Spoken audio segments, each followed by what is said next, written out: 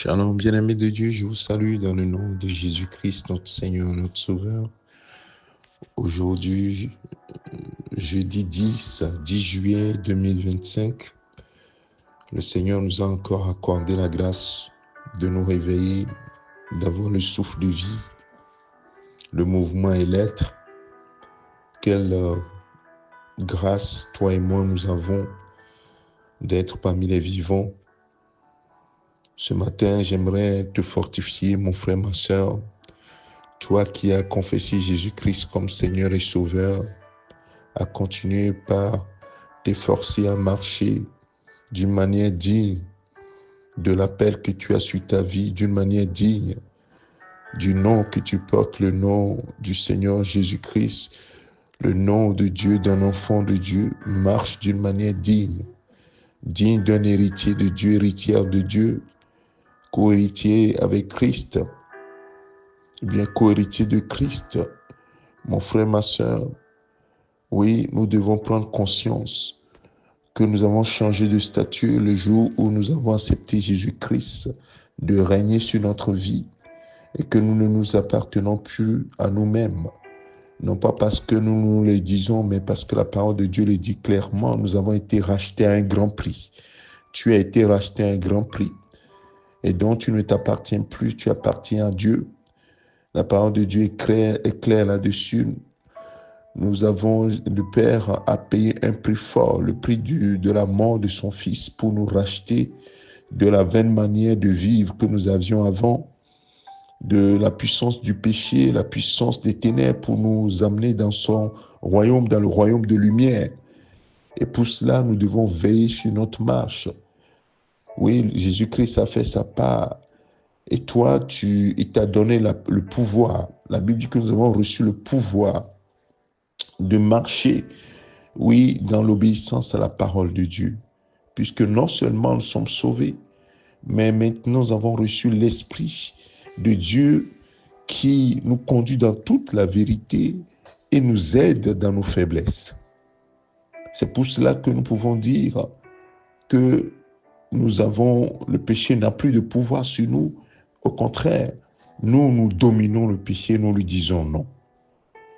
Mais alors, qu'en sera-t-il si nous décidons délibérément de marcher dans le péché, après avoir connu la vérité? La parole de Dieu en parle dans l'Épître aux Hébreux, chapitre 10, Hébreux chapitre 10, je vais lire à partir du verset 26.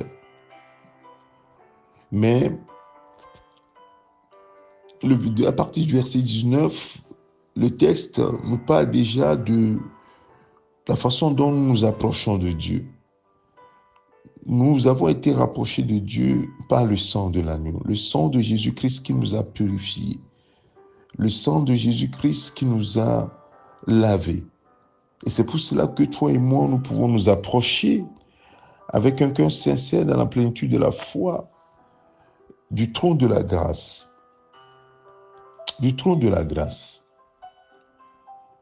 Et c'est pour cela que nous devons rester attachés à lui. Le verset 26 nous dit: si nous péchons volontairement, après avoir reçu la connaissance de la vérité, il ne reste plus de sacrifice pour les péchés, mais une attente terrible du jugement et l'ardeur d'un feu qui dévorera les rebelles. Celui qui a violé la loi de Moïse meurt sans miséricorde sur la déposition de 2 ou de 3 témoins. De quel pire châtiment pensez-vous que sera jugé digne celui qui aura foulé aux pieds le Fils de Dieu, qui aura tenu pour profane le sang de l'alliance par lequel il a été sanctifié et qui aura outragé l'esprit de la grâce? Car nous connaissons celui qui a dit: à moi la vengeance, à moi la rétribution. Et encore, le Seigneur jugera son peuple. C'est une chose terrible de tomber entre les mains du Dieu vivant. Et le texte continue, vous pouvez lire la suite. Bien-aimés de Dieu, beaucoup de chrétiens pensent que parce que nous avons été sauvés. Nous avons reçu Jésus-Christ comme Seigneur et Sauveur. Nous pouvons marcher comme nous voulons.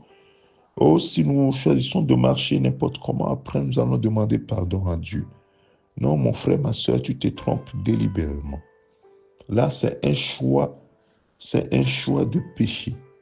Alors que les enfants de Dieu ne choisissent pas de pécher.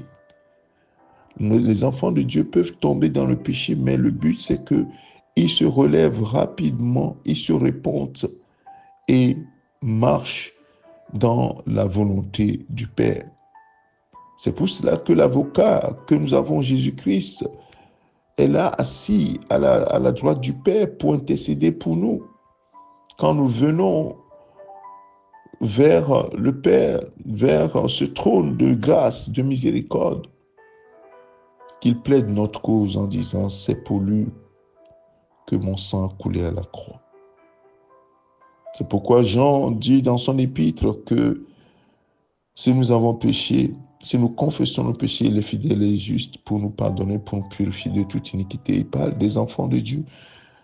L'épître de Jean est écrit à l'Église. Donc il parle de l'Église, il parle du monde. Le monde à se repentir, à accepter Jésus-Christ comme le Fils de Dieu envoyé pour sauver l'humanité et d'accepter le règne de Jésus-Christ. Mais pour nous qui avons connu Christ, mon frère, ma soeur, tu ne peux plus choisir délibérément de marcher dans le péché. Si tu choisis de faire cela, ce que tu es en train de faire, c'est que tu es en train de fouler aux pieds le Fils de Dieu. Tu es en train de fouler aux pieds Jésus-Christ. Tu es en train de dire, Jésus-Christ, tu ne sers à rien pour moi, tu n'as rien fait pour moi, et je m'en fous de toi. C'est ça, en fait. Et nous n'oserons pas dire ce que je viens de dire là. Nous n'oserons pas le dire parce que nous avons on va dire, ce respect pour Dieu, mais le respect n'est pas profond.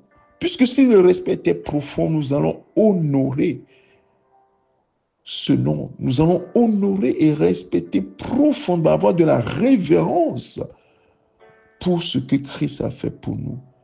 Et cela doit nous pousser à dire non. Le péché ne dominera plus sur moi. J'ai choisi de marcher dans l'amour, dans la paix et de marcher dans la volonté de Dieu. Ce sera le choix que nous allons faire. Nous n'allons pas faire le choix contraire. Lorsque nous étions dans le monde, nous étions des rebelles.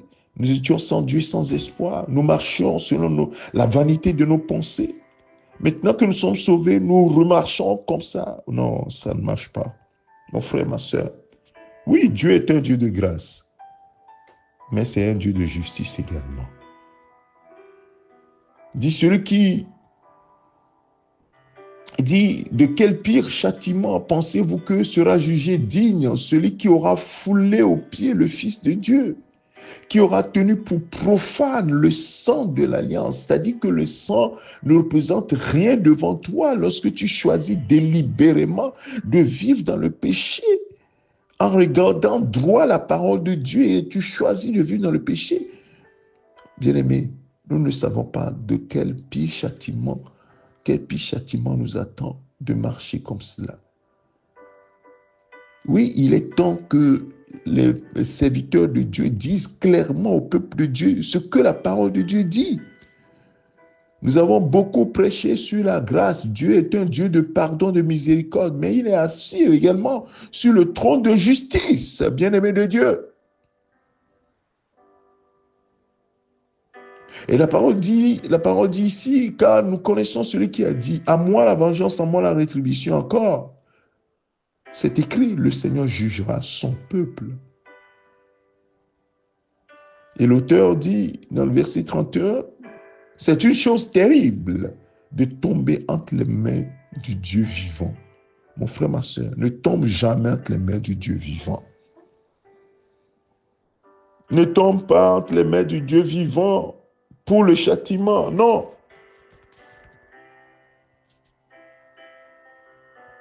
Choisis de marcher dans la vocation qui t'a été adressée.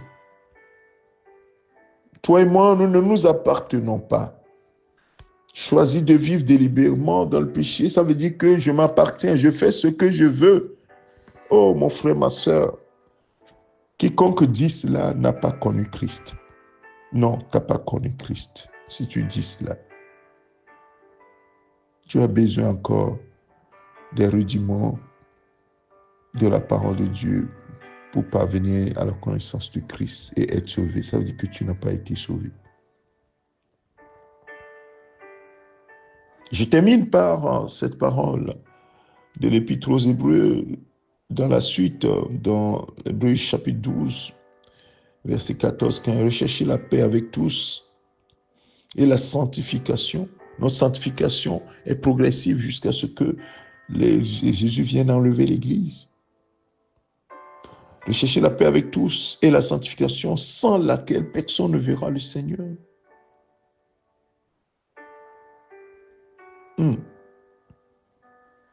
Mon frère, ma soeur, ne te prive pas de la grâce de Dieu. Reçois plutôt l'abondance de cette grâce. Reçois plutôt l'abondance de cette grâce. Et le don de justice qui a été fait. Avec joie et marche. Ainsi, tu régneras dans cette vie par Jésus-Christ. Tu régneras sûrement dans cette vie par Jésus-Christ. Tu régneras cette vie par Jésus-Christ. Tu régneras. Et le péché ne régnera pas. C'est toi qui régneras. C'est toi qui domineras. C'est toi qui marcheras comme il faut. Parce que tu as reçu le pouvoir de devenir enfant de Dieu. Et tu as ce pouvoir. Tu as l'autorité. Ne foule pas au pied cette autorité, mon frère. Je veux t'exhorter ce matin. Ma soeur, je veux t'exhorter ce matin. Le plan de péché que tu as fait, dans lequel tu es assis, renonce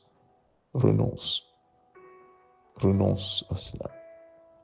Et marche comme le Seigneur veut. Tu sais ce dont je parle. Que le Saint-Esprit parle à ton cœur. Renonce, reviens au Seigneur. Il t'aime.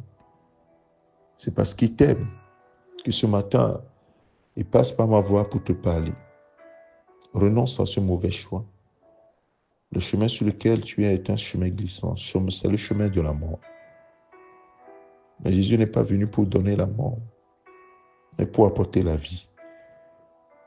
Et que cette vie soit abondante pour ses enfants, pour ceux qui ont choisi de croire en lui. Nous allons prier. Père, merci à toi pour ta fidélité et ton amour. Donne-nous de prendre conscience qu'autant tu es le Dieu d'amour, mais tu es un Père, un feu dévorant. Et tu es un Père de grâce. Tu es assis sur le trône de grâce et de miséricorde.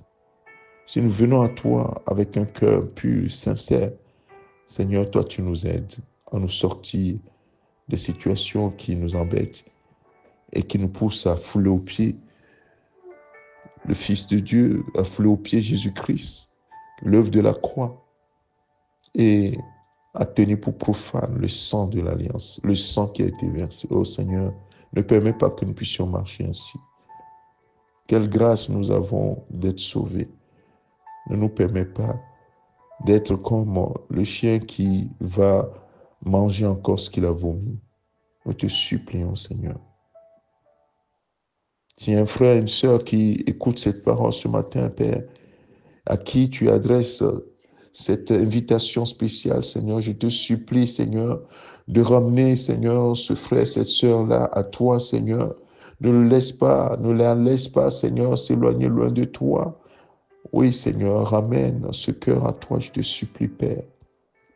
Ton Esprit Saint nous aide à revenir à toi.